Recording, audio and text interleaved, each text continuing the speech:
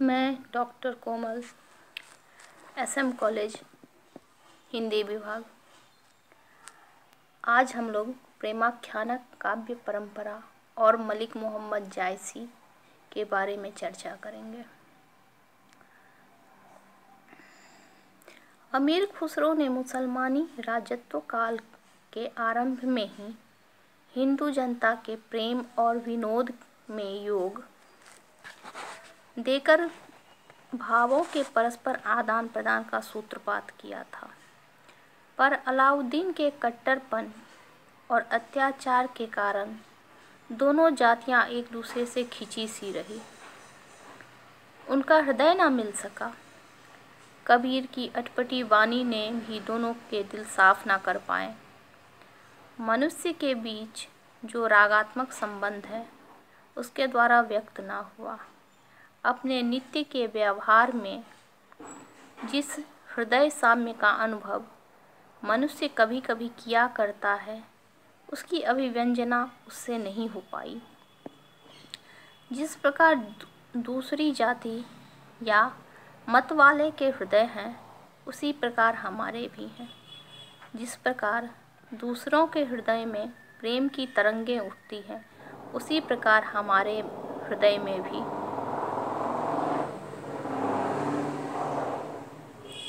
प्रिय का वियोग जैसे दूसरों को व्याकुल करता है, वैसे हमें भी माता का जो हृदय दूसरे के यहाँ है, वही हमारे यहाँ भी है। जिन बातों से दूसरे को दुख सुख होता है, उन्हीं बातों से हमें भी होता है।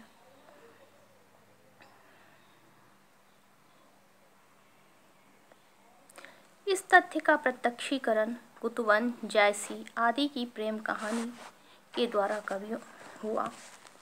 अपनी कहानियों द्वारा इन्होंने प्रेम का शुद्ध मार्ग दिखलाते हुए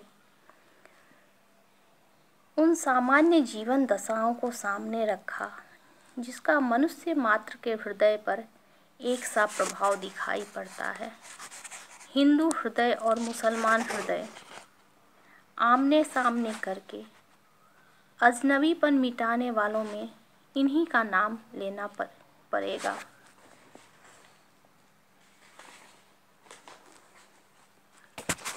इन्होंने मुसलमान होकर हिंदुओं की कहानियों द्वारा हिंदुओं की बोली में पूरी सहृदयता से उनके जीवन की मर्मस्पर्शी अवस्थाओं के साथ अपने उदार हृदय का पूर्ण सामंजस्य दिखा दिया। कबीर ने केवल भिन्न प्रतीत होती हुई परोक्ष सत्ता की एकता का आभास दिया था। प्रत्यक्ष जीवन में इस एकता का दृश्य सामने रखने की आवश्यकता बनी हुई थी और वह जायसी के द्वारा पूरी हुई। प्रेम गाथा की परंपरा क्या है, अब इस बात को जान लेते हैं। प्रेम गाथा की परंपरा इस नवीन शैली की प्रेम गाथा का आविर्भाव इस बात के प्रमाणों में से है कि इतिहास में किसी राजा के कार्य सदा लोक प्रवृत्ति के प्रतिबिंब नहीं हुआ करते हैं। इस बात को ध्यान में रखकर कुछ नवीन पद्धति के इतिहासकार प्रकरणों का विभाग राजाओं के राजत्व काल के अनुसार ना करके लोक की प्रगति के अनुसार करना चाहते थे। एक ओर तो कट्टर और अन्यायी सिकंदर लोदी मथुरा के मंदिरों को गिराकर मस्जिदें खड़ा कर रहा था और हिंदुओं पर अनेक प्रकार के अत्याचार कर रहा था। दूसरी ओर पूरब में बंगाल के शासक हुसैन शाह के अनुरोध से, जिसने सत्यपीर की कथा चलाई थी, कुतुबन मियाँ एक ऐसी कहानी लेकर जनता के सामने आए जिसके द्वारा उन्होंने मुसलमान होते हुए भी मनुष्य होने का परिचय दिया। इसी मनुष्यत्व को ऊपर करने से हिंदूपन, मुसलमानपन, ईसाईपन आदि के उस स्वरूप का प्रतिरोध होता है जो विरोध की ओर ले जाता है। हिंदुओं और मुसलमानों को एक साथ रहते अब इतने दिन हो गए थे कि दोनों का ध्यान मनुष्यता के सामान्य स्वरूप की ओर स्वभावतः जाए। कुतुबन चिश्ती वंश के शेख बुरहान के शिष्य थे। उन्होंने मृगावती नाम के एक काव्य की रचना की। इसमें चंद्रनगर के राजा गणपति देव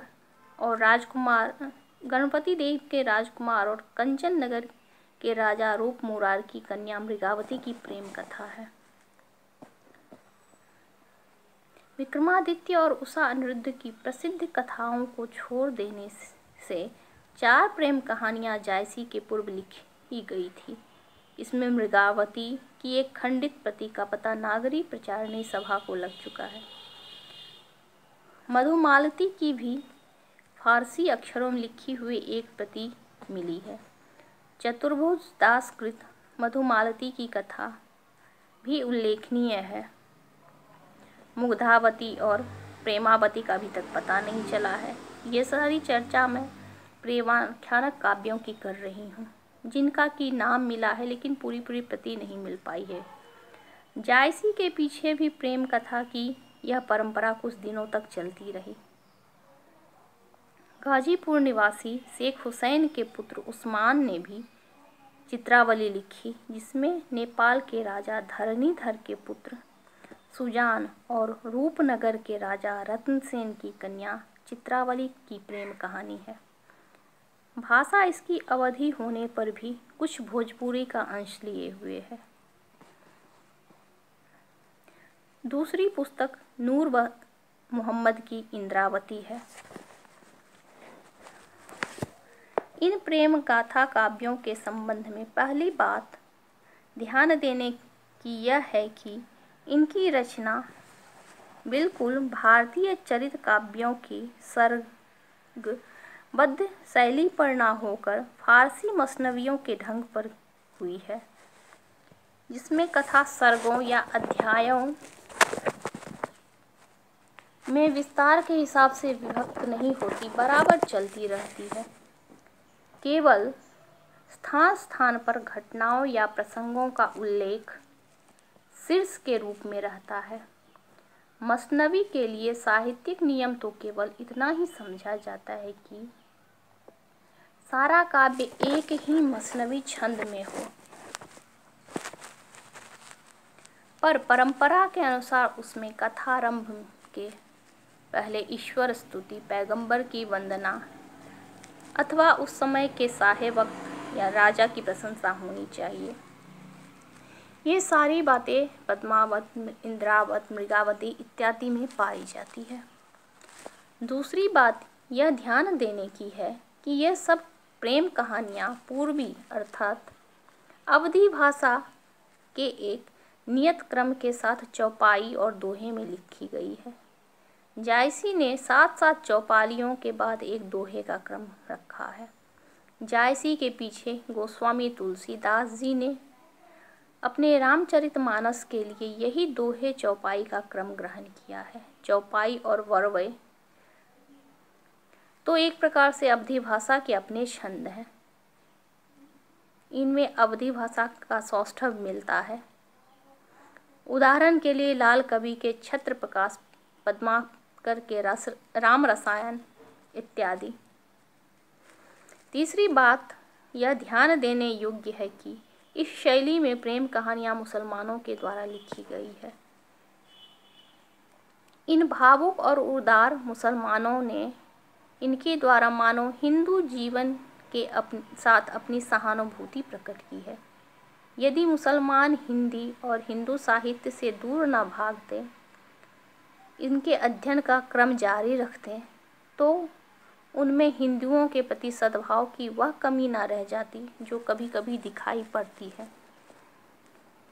हिंदुओं ने फारसी और उर्दू के अभ्यास द्वारा मुसलमानों के जीवन कथाओं के प्रति अपने हृदय का सामंजस्य पूर्ण रूप से स्थापित किया, पर मुसलमानों को द्वारा इस सिलसिले को जारी नहीं रखा गया। किसी जाति की जीवन कथाओं को बार बार सामने लाना उसे जाति के प्रेम और सहानुभूति को प्राप्त करने का स्वाभाविक साधन माना जाता है।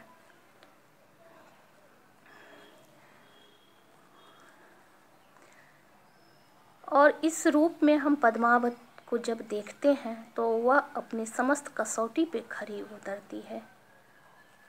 आज की कक्षा के लिए बस इतना ही। धन्यवाद।